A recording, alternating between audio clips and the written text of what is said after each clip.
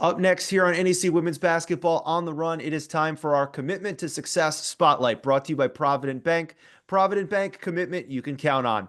Joining us today from the St. Francis Red Flash, we have junior guard Marissa Shelton. Marissa, welcome to the Spotlight. Thanks for joining us. Hi, thanks for having me. Now, you're coming off a pair of back-to-back double-digit scoring games this past weekend and games against FDU, the unanimous preseason favorite, and Lemoyne, who was the runner-up last year in the NEC. So how would you assess your performance in the two games that you're coming off of? I definitely think I've been playing with a lot more confidence, which has just came from practice. Our coaches have been instilling it in all of us. We've been playing really well together as a team, so I feel like that's been just the way we're passing the ball and all sharing the ball and like making connections on the floor.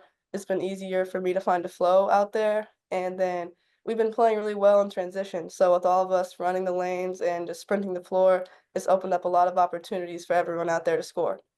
Now, it's funny you mentioned confidence because we talked with Coach Whittington before the season started, and she talked about the experience, a lot of players coming back, getting players healthy, leading to depth and confidence out there in those early practices before the season even started. So, how has the team kind of seen that manifest, that depth, that experience, kind of use that as an advantage in these games here this season? Yeah, it's been nice having returners. We've been here since the summer, so just being able to hang out with everyone, get in the gym and work together, that's been special. And even though we do have returners, we're still a pretty young team in the NEC. We don't have any grad students. We have a pair of seniors, so it's just really nice that we do have some experience from last year, and it really shows on the floor. And the team is off to a pretty solid start, 2-2 in the first four league games, which has been an improvement from last year and the last couple seasons. So, what it has been, if you could put your finger on it, the biggest difference maybe from this year's team to from some of those teams in the past?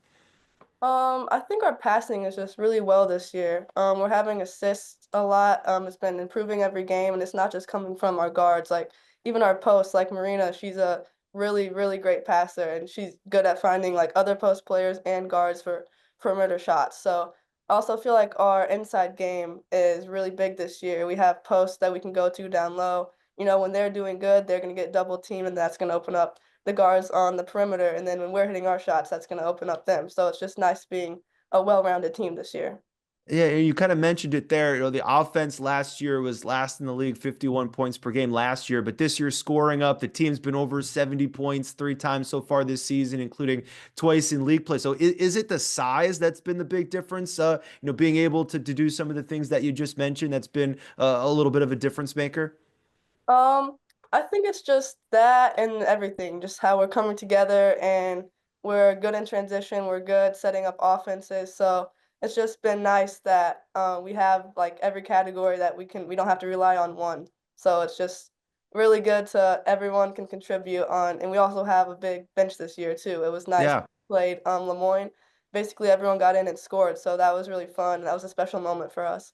Very, very deep team, and that's what's kind of been exciting. And as far as your role is concerned now, 1 year older and wiser, 1 year more experience. How has your role kind of changed? Not just within the offense and within the X's and O's, but as a leader as well. Um, I feel like sometimes I tend to be more quiet, so I'm trying to work on using my voice more. And coach is just telling all the upperclassmen to step up and lead, whether it's vocally or by example. So that's been something I've been trying to add to my game. Well, a big weekend, a big interview here, so you get to speak up a little bit more here by being on our show. So we appreciate it. Let's get to know you a little bit better. As far as your background, how was it? When was it growing up that you kind of fell in love with the game of basketball and knew that this is what you wanted to do? I grew up with two older brothers, so we were all very competitive. We'd be playing in the driveway, going at it. So I feel like my brothers really introduced me to the sport, and that's probably how I started. And I think I started organized basketball in about fifth grade. Then ever since then, I just fell in love with it. Now, from Indiana, right? So you're not born with the basketball, but it's pretty close, right? Yeah, we got to play Butler too in Indianapolis, so that was nice being able to have relatives come out to that game. What was that experience like? That was really special because I am from northern Indiana, which is still about 2.5 hours from Butler, but I've always like dreamed of playing at Hinkle, so that was really fun. The Hoosiers, right? So Yeah. getting to play on that court. And so from there, how did your journey get you to Loretto? What brought you to St. Francis? Honestly, I'm not sure. I was just playing in high school. Coach Keela contacted me, and then I went on a visit, and I just really liked it up here. It's, up on a mountain. It's different than what I was used to at home. So I wanted something different, and I just fell in love with the people here and the environment.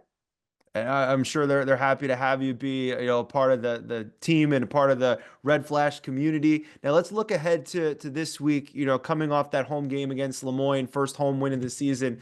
It'll continue this week, a 4-game homestand you're in the middle of. So home game Saturday against LIU, and then Wagner coming up on Monday, which is our NEC TV broadcast on ESPN Plus.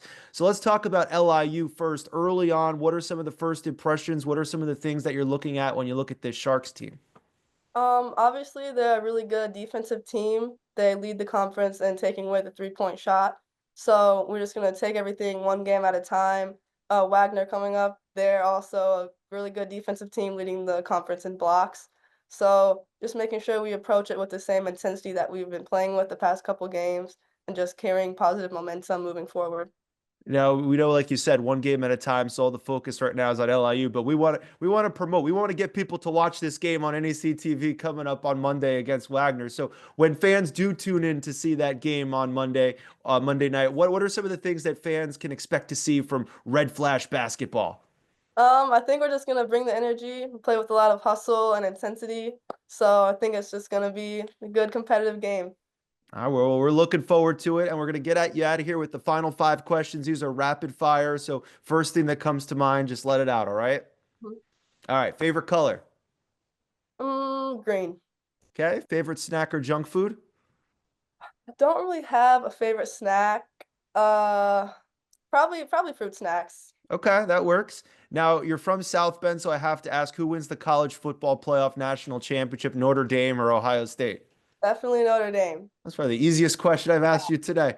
If we took a survey of all your teammates and asked them to describe you using like one word, one adjective, what word do you think they would come up with? Not so much off the court, but on the court, like I said, quiet. Okay. And finally, what is the key for SFU to win championship 13 this year here in 2025? Um, Discipline. Okay, that's a good one. Cutting down the nets, it's could be right there with all the discipline. Marissa, thank you so much for joining us, and we wish you the best of luck this year with the Red Flash. Thank you. You can catch Marissa in the Red Flash Saturday, 4 p.m. against the LIU Sharks on NEC Front Row, and then again Monday night, 7 p.m. against Wagner on ESPN Plus. And you can check out the full episode of the NEC Women's Basketball on the Run podcast available now wherever you get your podcasts. This has been the Commitment to Success Spotlight brought to you by Provident Bank. Commitment you can count on.